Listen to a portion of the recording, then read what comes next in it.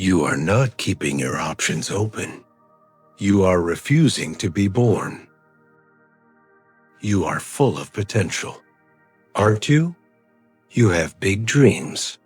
But why do you never commit? Why do you never finish? Why do you always keep a back door open?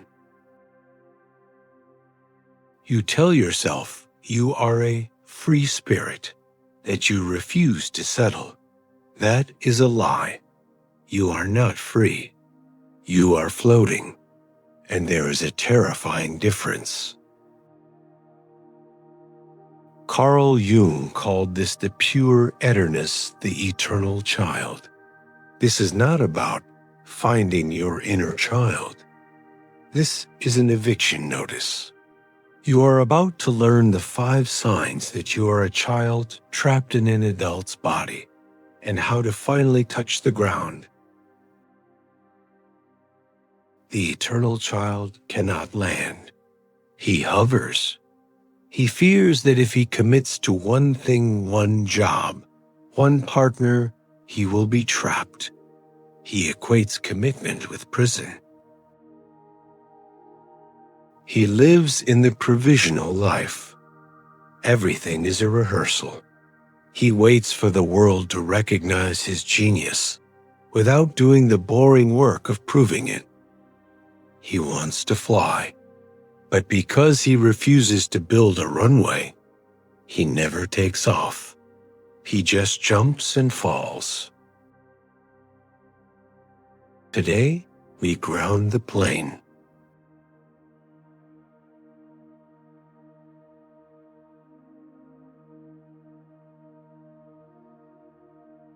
The first sign is panic at the word commitment. When a contract is signed, do you feel safe? Or do you feel the walls closing in? For the pure, every choice feels like a death sentence. To choose one thing is to say no to everything else.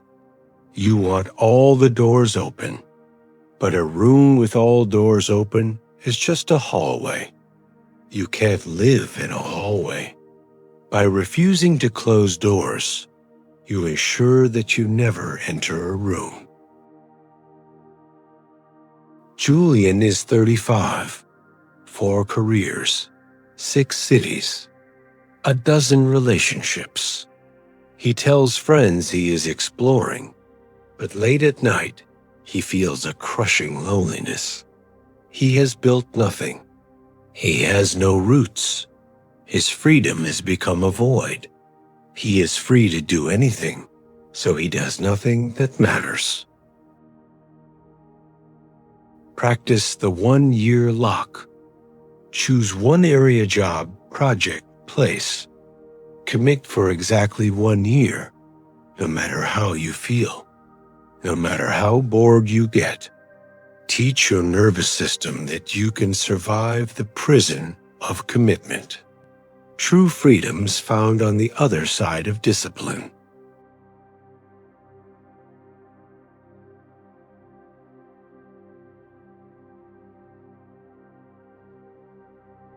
Psi life is more real than your actual life. You live in someday land.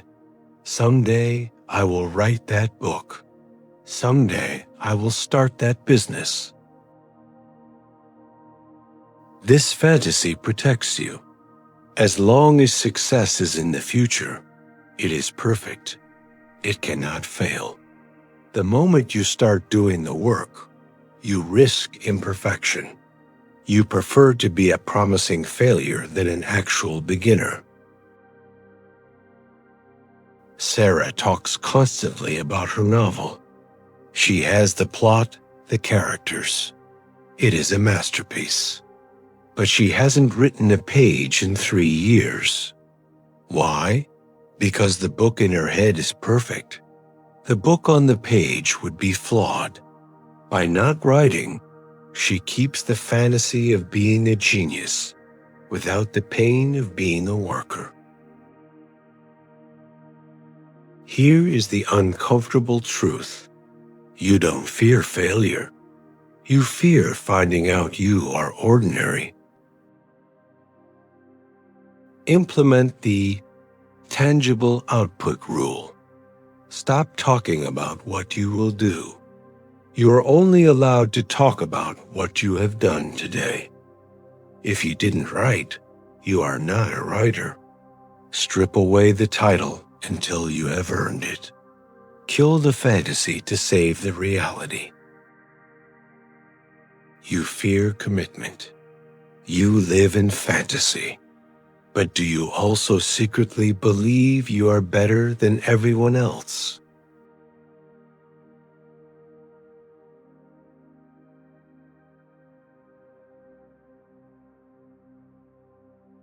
The third sign is unearned arrogance. You believe you are special.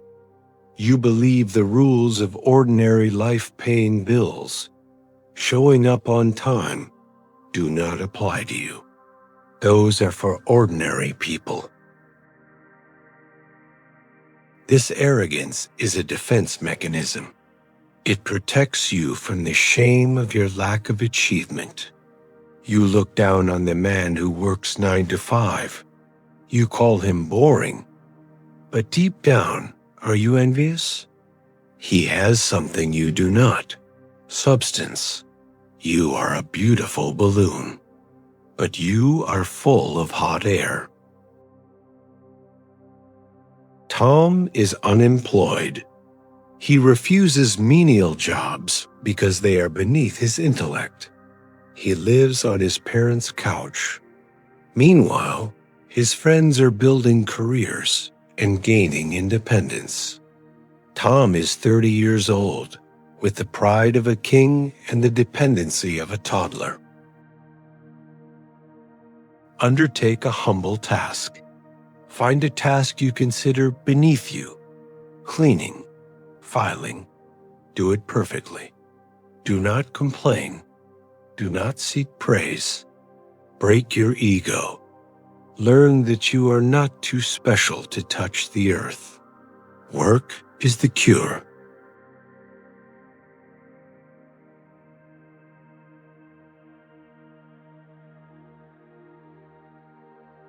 The fourth sign is the dependence on a mother figure, a partner, an institution, the government. You seek a world that will nurture and forgive you. You look for a partner who will organize your life and pay your bills. You want a lover, but you need a parent. This dooms your relationships. A woman may fall for the Puer's charm, but she will eventually resent having to raise him. A man who needs a mother cannot be a lover. David is charming. Women love him. But soon, his girlfriend finds herself reminding him of dentist appointments and helping him with his resume. She stops feeling like his lover. She feels like his mom. The polarity dies. She leaves. David feels abandoned, like a lost child, and immediately looks for the next pair of arms to hold him. Declare administrative independence. Who handles the boring details of your life? If it is not you, you are a child. Take it back. Paying your own electric bill is a spiritual act. It is a declaration that you can survive on your own. Life calls us forth to independence, and he who does not heed the call remains a child. Carl Jung. The mirror is harsh, but it is better to see the truth and weep than to live a lie and smile. Most people never outgrow the boy. If you intend to, right? I am growing up. You have seen the fear, the fantasy, the arrogance, but the final sign seals your fate. It is how you handle pain.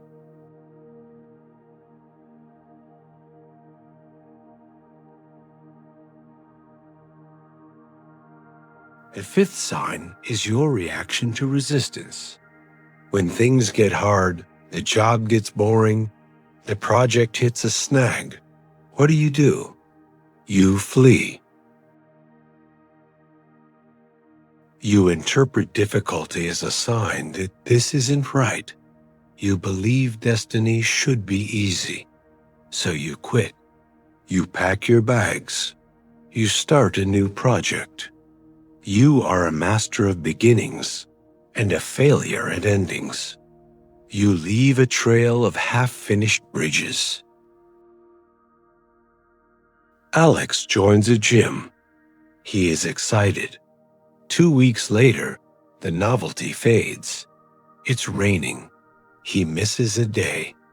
He tells himself, maybe I should try yoga. He quits. He has started 10 fitness routines in 5 years and is in the same shape. He is addicted to the start, but allergic to the grind. Practice the stay. The next time you feel the urge to quit because it is boring or hard stop, that urge is your enemy. You must stay. Push through the boredom. Finishing a bad project is better for your soul than starting a perfect one. Break the habit of flight.